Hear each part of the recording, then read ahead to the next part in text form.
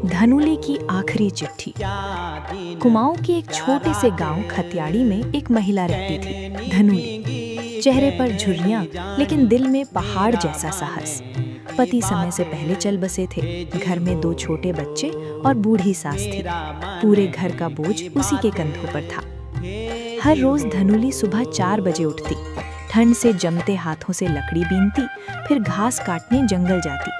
बर्फीली हवा में कपड़े गीले हो जाते, लेकिन चेहरे पर एक ही मुस्कान, मेरा बच्चा पढ़ लिख लें, बस यही दुनिया ते डर ना रहूं। गांव वाले उसकी हिम्मत की तारीफ करते, पर कोई उसका दर्द नहीं समझता था।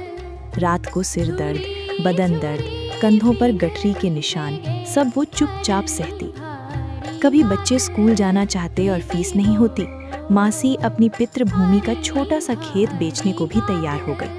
लेकिन बच्चों को उसने बताया, बचुओ, खेत बिन भेजिए ल्यो, पर पढ़ाई बिन कछु निहाड़।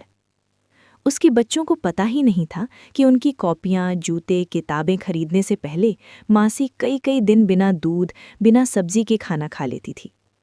धनुली जंगल में घास काट रही थी कि अचानक पहाड़ों में हल्का भूकंप आया।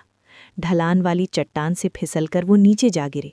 सिर में चोट लगी और हाथ में अपने बच्चों की फटी पुरानी चिट्ठी कसकर पकड़ी हुई थी, जिसमें लिखा था, अम्मा, हम वचन दिनछु, आपको एक दिन बहुत खुश कर दें। गांव वालों ने उसे उठाया, घर पहुंचाया, लेकिन धनुली हमेशा की तरह बोली, मेर बचवा पढ़ लें, मेर कछु नहीं चाहूं। दर्द बढ़ता गया, लेकिन इलाज के पैसे कम थे। मरने से एक दिन पहले उसने बच्चों के लिए एक चिट्ठी लिखी, बहुत टूटी फूटी कुमाऊनी हिंदी में। मेर बचवो, मैं तुम्हें दुख में पाले, पर तुम्हें सुख देखण ना पाई। अगर मैं ना रहूं तो रोना मत, बस पहाड़ छोड़ना मत, यहीं धरती में मेर सांस छुपी छे। चिट्ठी पर आंसुओं के धब्बे थे।